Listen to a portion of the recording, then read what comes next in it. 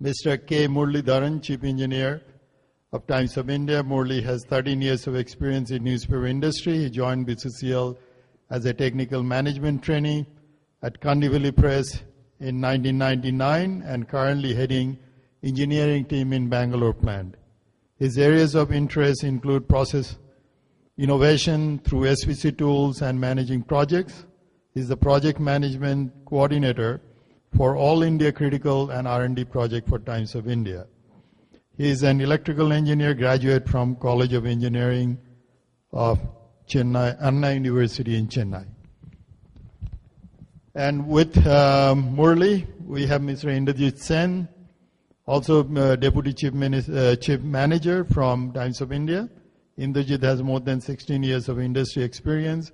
He is an MBA in system engineering and started his career in IT industry. He joined BCCL in 2003 and currently assisting the plant head in production planning operation of the Lucknow plant. Strong in analytics, he works in close association at the national level for data mining and analysis to facilitate process-driven excellence. So let's hear from Murali and Indrajit.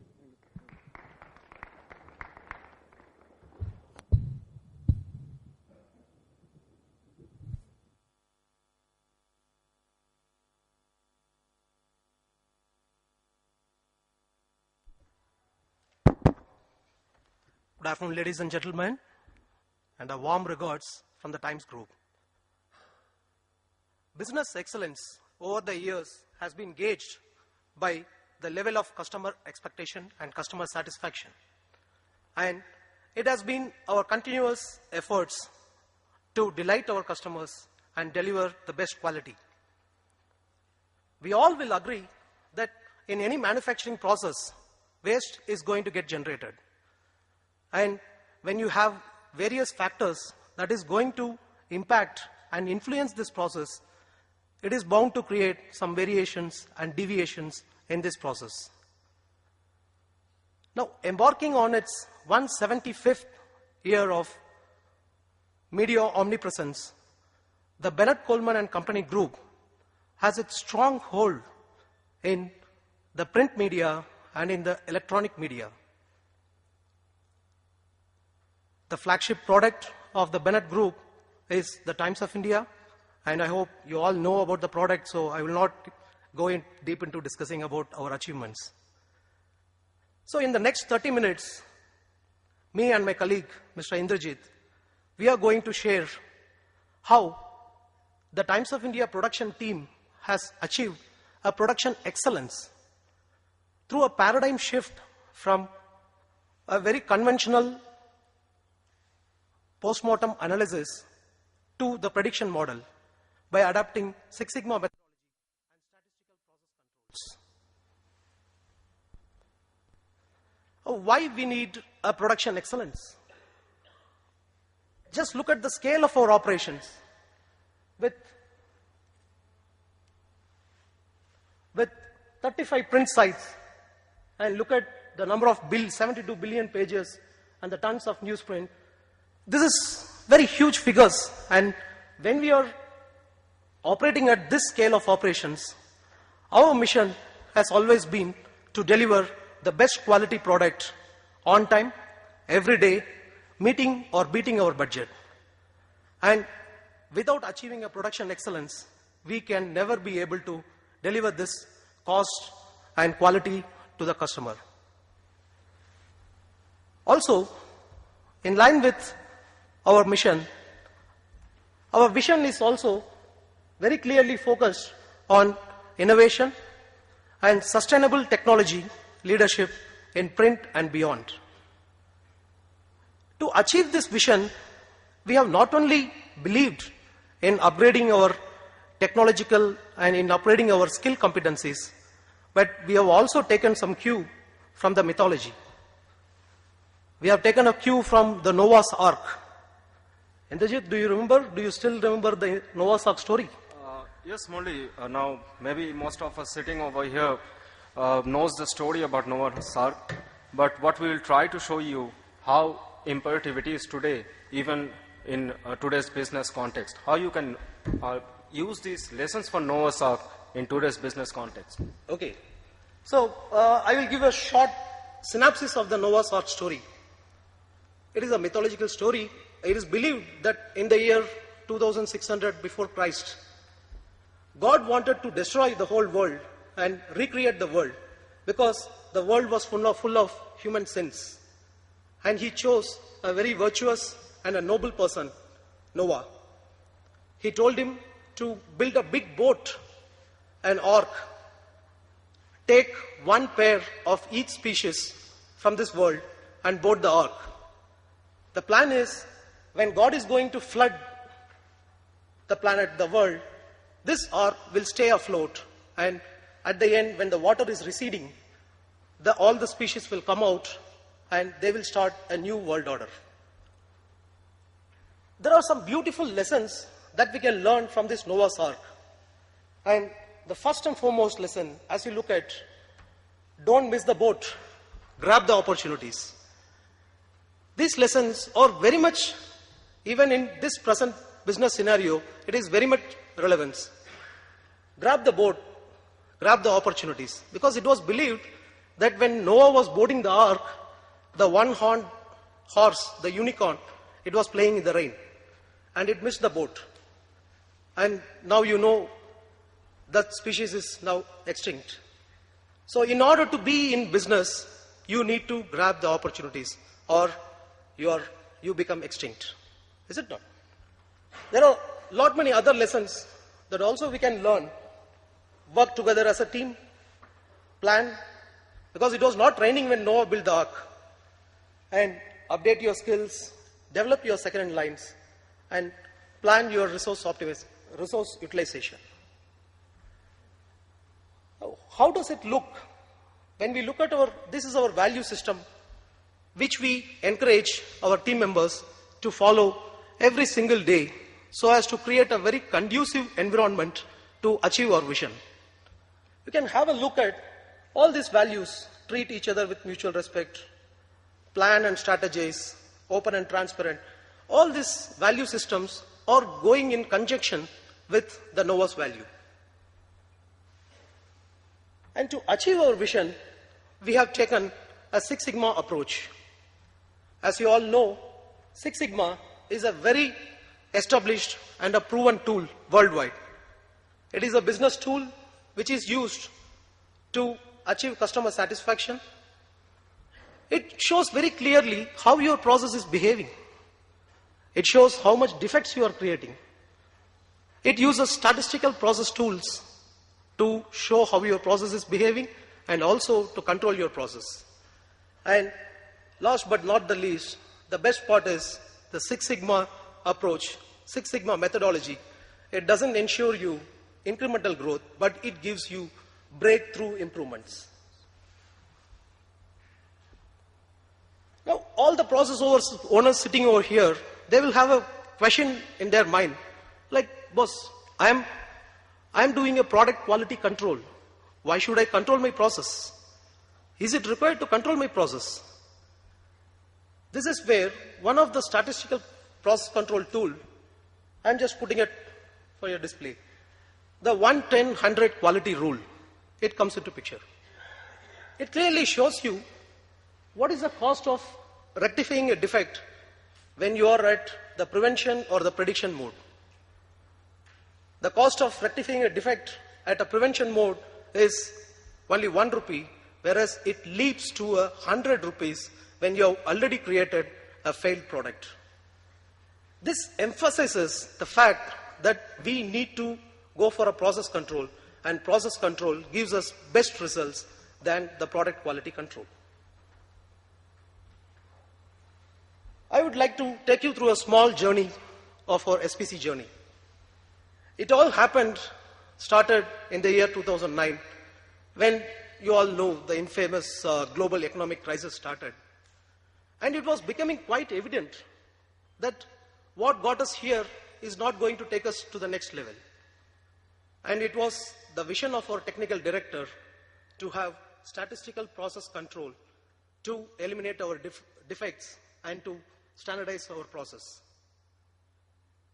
He always believed that If you keep doing the same thing the same way, no way you are going to achieve a different result. And with this, we started our SPC journey.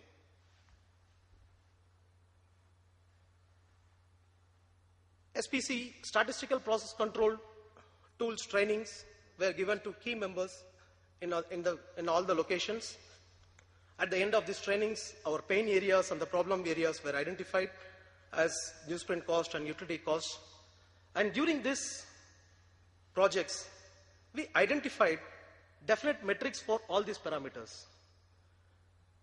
For the newsprint, it is newsprint yield, and for utility, it is SCGR and pages per unit.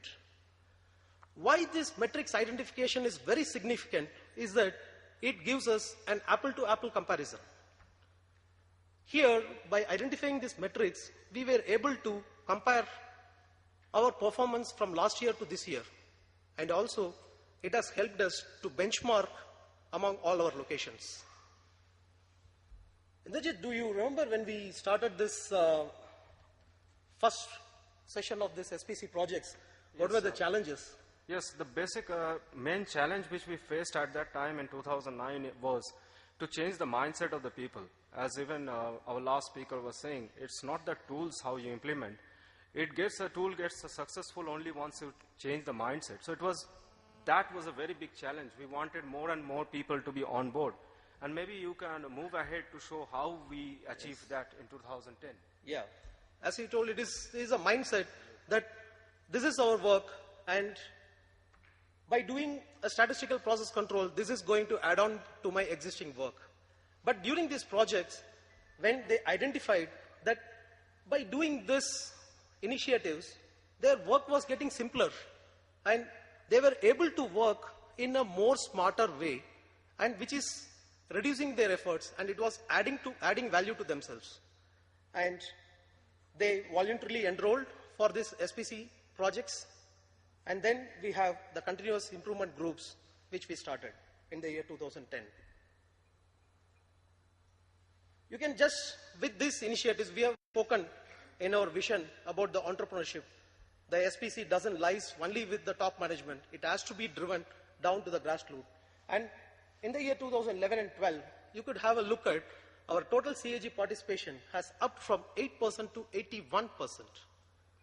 And we have participated in quality competitions, competed against manufacturing and engineering giants and the automobile giants, and we won Power Excellence Awards. And you know, Indrajit, in the Indian Army, they have a specific definition for fitness.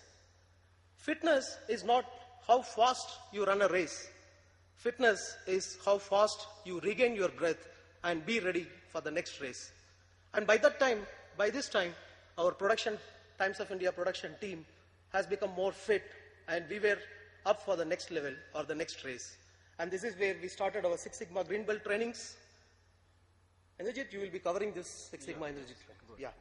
So Six Sigma, after these trainings, the Green Belts had taken Six Sigma projects. And taking a cue from the success of these Six Sigma projects, we went on to start our Six Sigma VIP projects. These are regression-based prediction models, which is a very, very interesting tool which Indrajit will be covering later. And now we are in the second batch of Green Belt trainings. Now, after this SPC, when we started, just our mindset towards how do we look at our process has completely changed.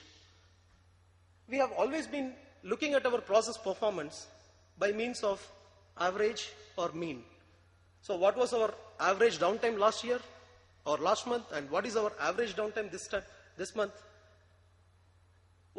We were gauging our process performance based on these parameters. But is average or mean can only be taken as a parameter to gauge your process? Just have a think about it. If you are about to cross a river, Indrajit, if you are about to cross a river, I am telling you that the average depth of the river is 3 feet. Would you like to go into the river without asking for more data? Maybe not. Maybe most of us will not do that until and unless we know that maximum depth of the river, because average doesn't give you the idea where the maximum depth is. So this is exactly what we talk about in the SPC tool. This is called the variations. If you look at process 1, 2 and 3, all these three processes have the same mean. Whereas if you look at process 1 and 2, it is very much out of control and it is not predictable. And I can assure you, like if you have something like these two processes back at your workplace, every day you go in, you are in for a lot of surprises. And you can look at the process number 3, which looks like more controlled and it is more predictable. And we would all love to have such a process back at our workplace. I would like to just take you through a few of our SPC projects we have done. The first project is improving SEGR. SEGR is specific energy generation ratio. It is used for all our plants which are using diesel generators. So we have adopted statistical process control tools. We did brainstorming, data collection was done, and we identified what were the major pain areas or what were the areas where we need to improve on. And these were the major initiatives that were taken during this project. The first one is the idle run of the DG was eliminated. And due to the drive system that was present in the rail stands, it was creating some operational difficulties when we want to speed up the press or increase the load. This was immediately taken up with the manufacturer, and with some hardware modification, we were able to increase our load percentage. And just have a look at how this has impacted our process. Earlier we were working at the range of 2.74 SEGR and we improved to 3.4 SEGR.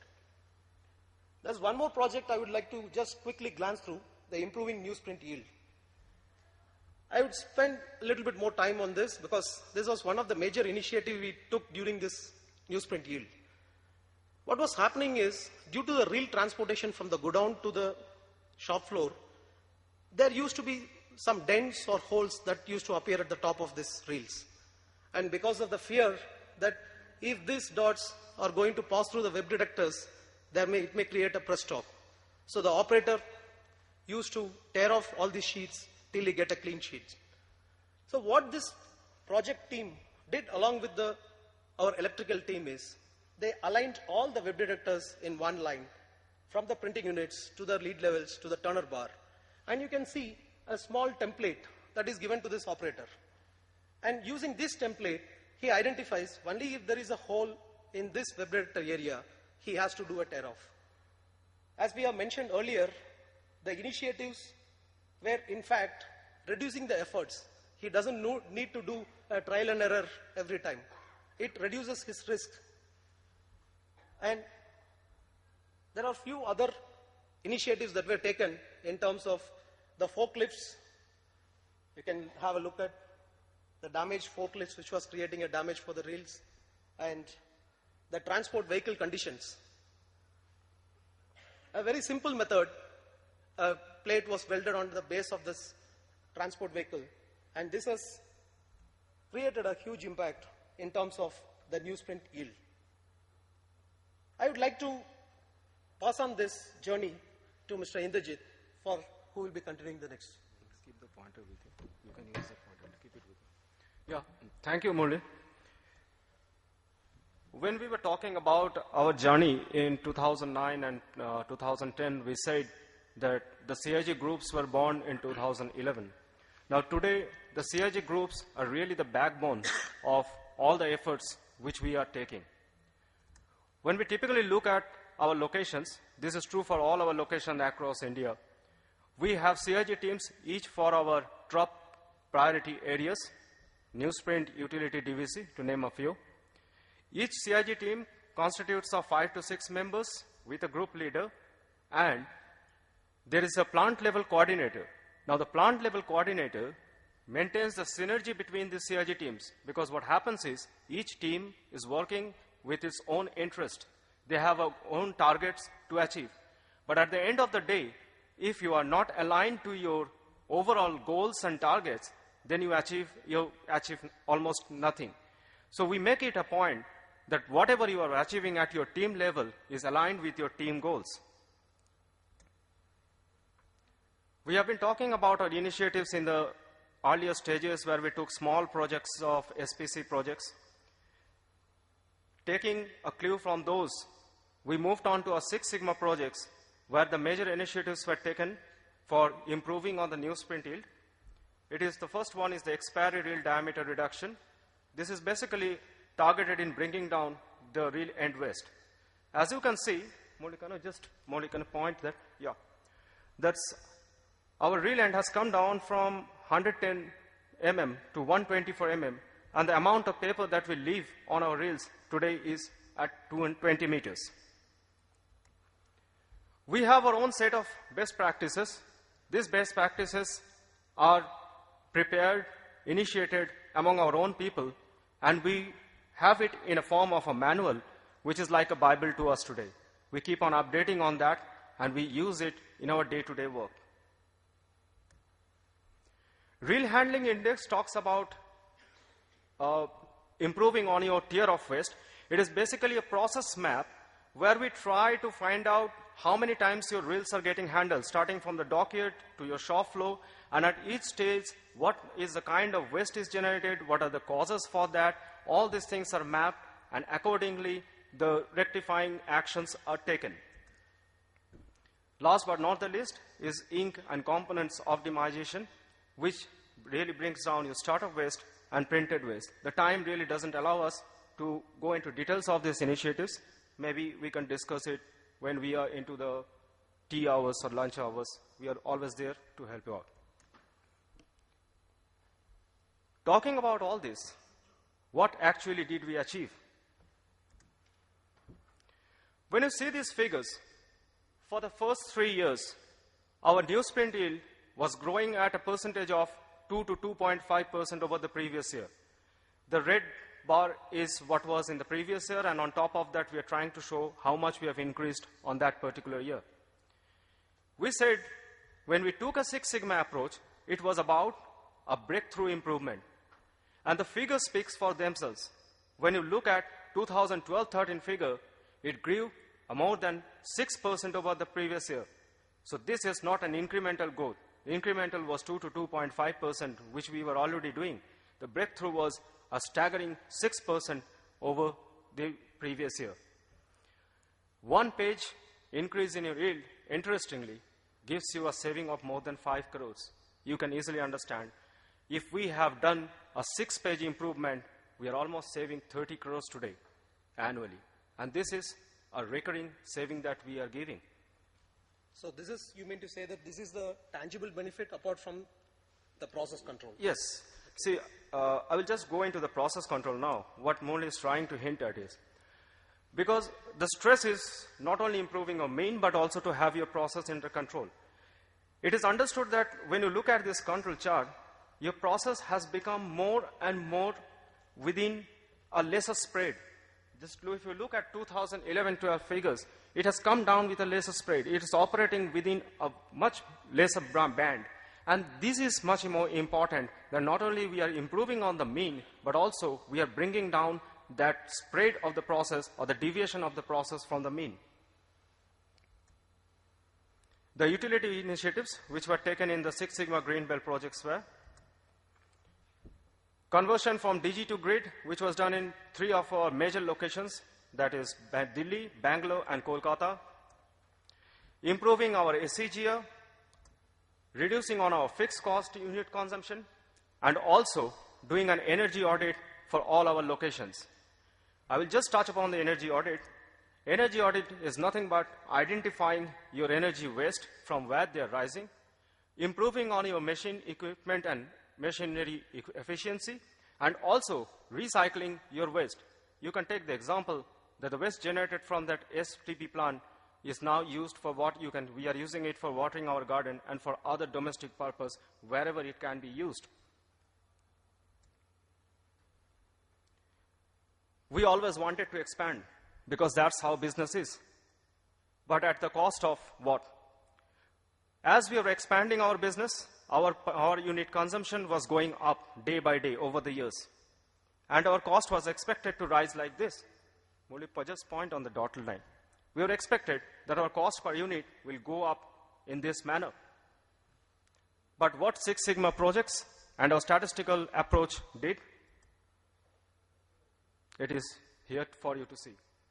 We came down almost 36% on that expected cost.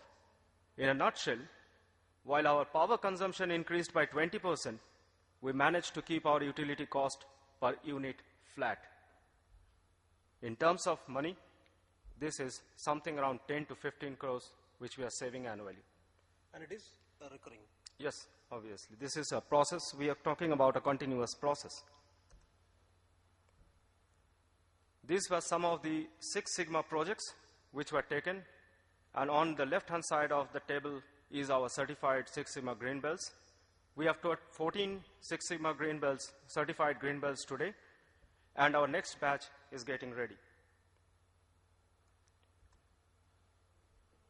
As Murli referred in his earlier slides, boosted by our experience and boosted by our success of the Six Sigma projects, we really became aggressive and we went on to identify among those projects some key projects which we named as VIP projects. These VIP projects were taken following that 1-10-100 quality rule, where we say that prediction is the best method for rectifying your defects. So we built on a prediction model using multiple regression analysis. I will just take you through how this was done. There were two models which we developed. The first one was for newsprint yield, and the other one is utility cost. When you look at a prediction model, the first step is identify your inputs for that specific output. We call all these inputs as X. The next step is obviously you have to collect extensive data for that inputs. Once the data is collected, we put it into a multiple regression analysis where we prepare the actual equation. But just preparing the equation is not enough. You have to check the accuracy and the strength of that equation. Last but not the least, once the predicted model is in place and you start monitoring your results, you have to validate your actual results against the predicted ones. I will take the example of that newsprint yield prediction model, how it works. The first step, as I said, is identifying the key input factors. We identified the factors which was true to our case, and maybe true to many of our case. Number of pasting, waste, again categorized into 3 categories, number of wave breaks, lower GSM, and so on. And then we classified all these input factors into 3 categories: semi-controllable, controllable, and non-controllable factors. We are concentrating only on the controllable and semi-controllable factors while defining the prediction model or while preparing the prediction equation. This is extremely important because you should not take a non-controllable factors which is not under your control. This is just a sample data sheet. This gives you an idea the extent of data which was collected across the branches, the amount of hard work which was put into to collect all the data across the branches for the inputs which were identified. Nijit, can you just let us know, like, approximately what is the total number of data points? Yeah, when we speak of this specific model, approximately it was around 5,000 data points that we collected. Once the data was collected, we started working on the analysis and the building of the equation. Will you just point on that equation? I will not go into a very detailed discussion about the equation. There are 2 important factors in that equation. One is a constant factor and other is a multiplying factor for each of your inputs. But what is important is, when you look at this R square value, this value should be, I repeat, it should be greater than 75% because it proves the strength of your regression analysis equation. It is going to give how well your prediction model is going to work. It has to be above 75%.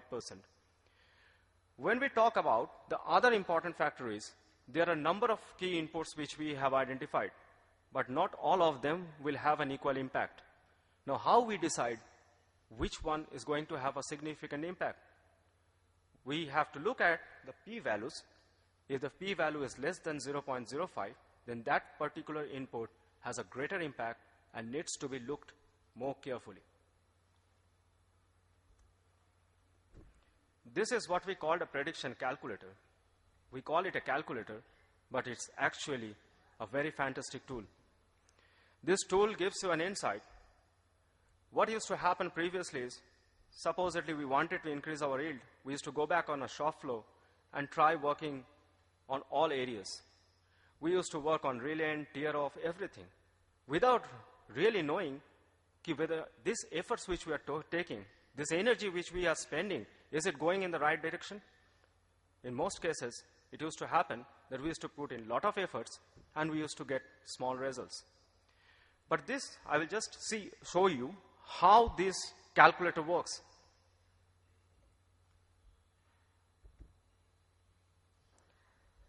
Supposedly, I change any one of these inputs.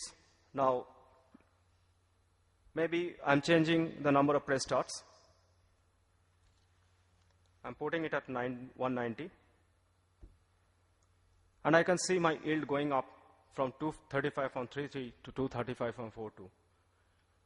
What sense does that make? Maybe when you look at this, for each of these factors, you can key in your values. Maybe you can say, my target is to bring down the printed waste by 1%.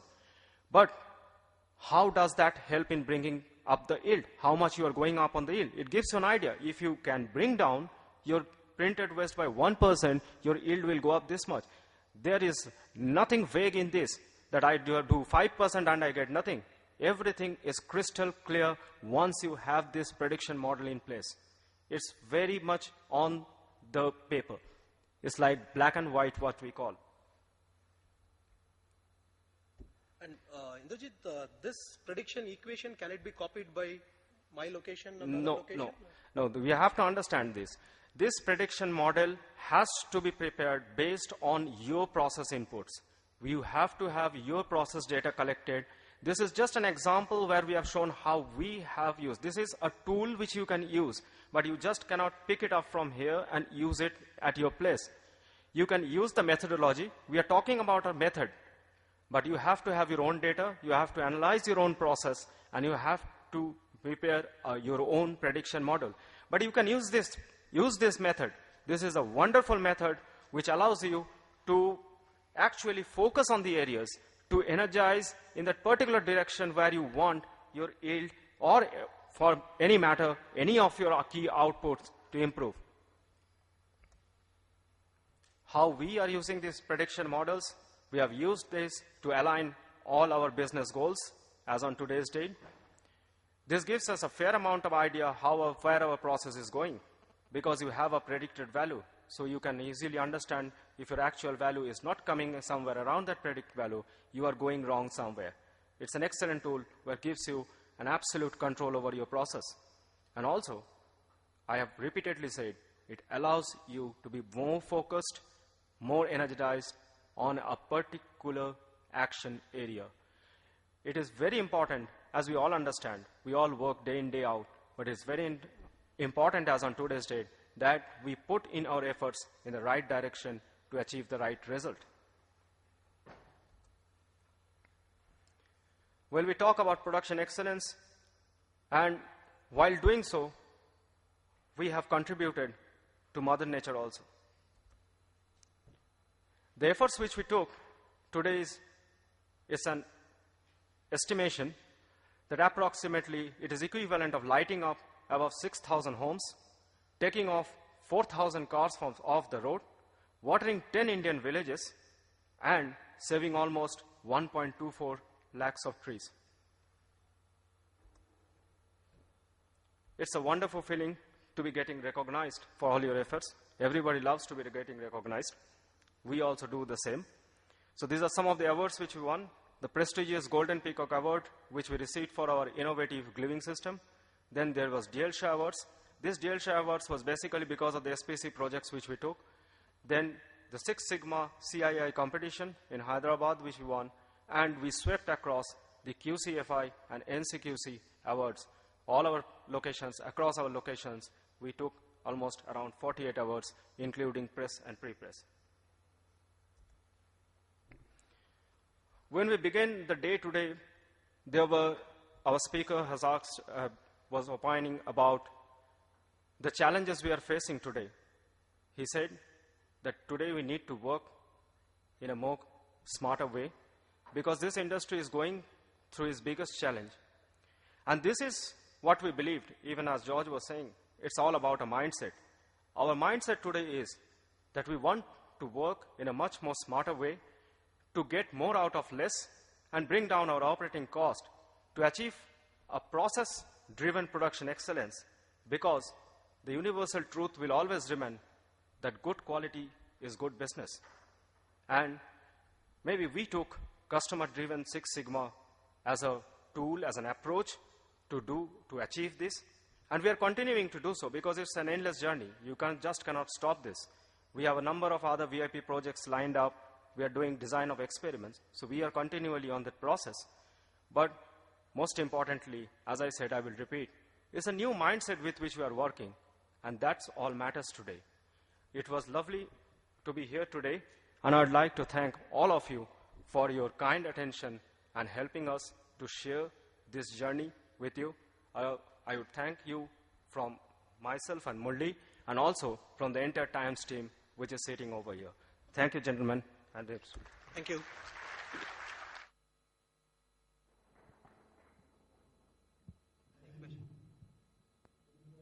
I'm sure you have some question before we break for tea. No question. George, any question for them? Okay, is this late? Good afternoon, and I'm from the Philippines, Philippine Daily Inquirer. Quite impressive. Did you do this in your 35 sites? And how long did it take you to roll out the program? And how did you do it across the sites, given that you're quite spread out? It was, as I said, it took us almost, it was, when you look at that journey, we started it in 2008.